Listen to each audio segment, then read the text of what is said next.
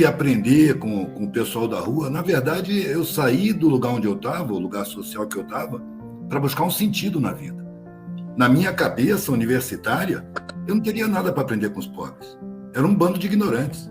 Era a visão que eu tinha da minha classe. Era um monte de gente ignorante. Ao contrário, eu achava que eu ia chegar ensinando. Mas aí foi questão de pouco tempo para perceber que eu não falava nem a língua daquela rapaziada. Porque antes, quando eu falava com os pobres, eu falava do meu patamar de bem vestido. E aí os caras me ouviam. Quando eu estava na estrada, quando eu estava... Mas eu morava na casa do meu pai, eu fazia universidade. Então eu falava e eles me ouviam. Quando eu estava já na rua, dormindo também no papelão, aí eu começava a falar da mesma forma e eles começavam a rir. Porque ninguém está entendendo o que você está falando. Não, rapaz, que língua é essa? Você é professor? Aí que eu percebi que eu não falava a língua. Porque o pobre, muitas vezes, ele é reprimido até de perguntar, quando ele não entende. Na escola pública, o aluno que pergunta, que tem dúvida, ele incomoda. Ele é chamado de burro. Então ele aprende a não perguntar.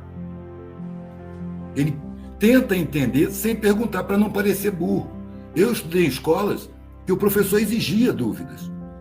Terminava o assunto, dúvidas, eu quero dúvidas. Se ninguém tem dúvida, vai ter um teste agora. Aí apareciam dúvidas. A gente era forçado a perguntar. Na escola pública, não. O cara que pergunta incomoda. Você não tem que perguntar, você é burro. Então, ele é reprimido na curiosidade, ele é reprimido na tiração de dúvida. E aí ele se acostuma. Eu canso de ver na classe média o cara reclamando. Não, expliquei todo o serviço para ele, tudo direitinho, como é que queria. O cara fez errado. É porque você explicou na sua língua. Não explicou na língua dele. E ele não pergunta, ele tenta entender o que você falou e faz do jeito que ele acha que você falou. Porque você usa uma língua que ele não usa. Que é uma língua mais elaborada, mais estudada, que você pratica na escola. O pobre, ele não tem uma escola decente. O Estado não cumpre a sua Constituição. Isso é uma coisa que eu repito sem cansar. O Estado tem uma Constituição e pela Constituição não podia haver pobre, não podia ter gente com fome. A Constituição proíbe, obriga o Estado a oferecer. Tudo que é necessário ao bem-estar de uma vida. Uma escola decente não tem. Ao contrário, há uma sabotagem institucional do ensino público para manter a ignorância.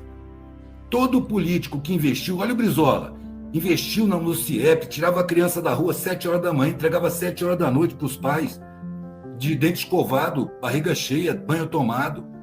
Fazia escola curricular de manhã, de tarde fazia poesia, luta, esporte, teatro, atividades lúdicas. Era uma escola realmente preocupada em formar um povo. E não há esse interesse na estrutura estatal. O interesse na estrutura estatal é um interesse econômico, financeiro, de gente podre e de rica, que se utiliza da ignorância, da desinformação, da pobreza, para se manter no poder, acima do poder político.